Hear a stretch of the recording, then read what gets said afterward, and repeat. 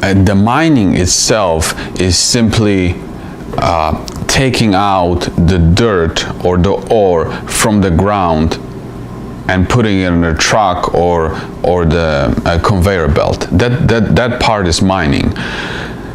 And but that alone, that doesn't give you the finished product.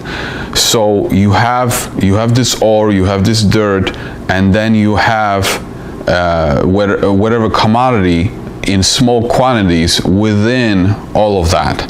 So you have to take this ore and you have to process it so that you can now extract the commodity from all of that stuff.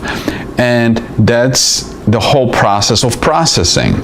So again, if it's an open pit mine, most likely the ore is getting put on a truck and is getting transported to the processing facility. If it's an underground mine, then maybe it is either after it's brought to the surface, it could be transported by a truck, or it could be put on a conveyor belt and sent to the processing facility. When it arrives at the processing facility,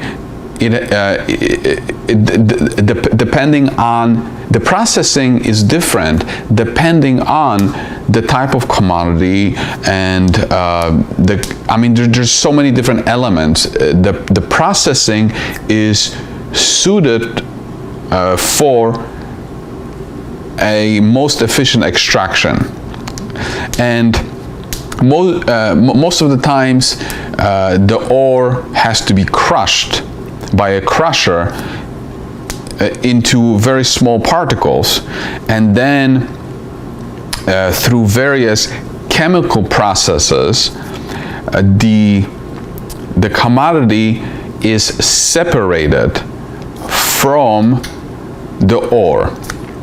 And again, I'm not going to get into all of the ways that it is processed because I don't have the experience to even tell you about all the individual ones. I just know the general idea of the processing. When it comes to gold, there are different types of ores. When it comes to gold, for example, you might have oxide ore and you might have sulfide ore. Oxide ore is much easier to process than sulfide ore, and therefore when the ore is oxide, it costs less to process than when it is sulfide. So again, if you're reading the company's financial statements or their brochures, all of it is important. There is no such a thing as one type of ore is good or one type of grade is good or bad. It all depends on many different factors, and at the end, really what matters is whether something is economic or not. So the processing that takes place on site, usually the finishing product for gold looks something like this, and I'm sure this you wouldn't call it beautiful or anything like this, like something that looks like this, a gold bar. I mean, that's beautiful, shiny, and pretty. To get it to this level, the mining companies don't do it themselves. The product has to be, in order for the product to be taken from looking like this to looking like this, it has to go through a refinery. And gold mining companies do not usually do their own refining. So in other words, their product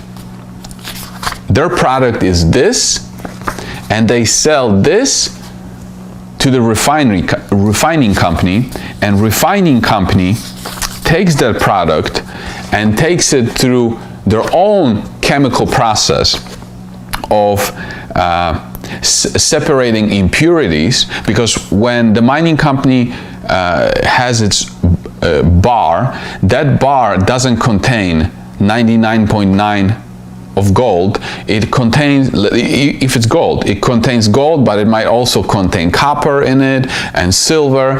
And in order to get pure gold, that product has to go through a refining process to get it to that 99.9 or whatever, to get it to where gold can be traded on gold exchanges and can be taken and used for jewelry or whatever it is.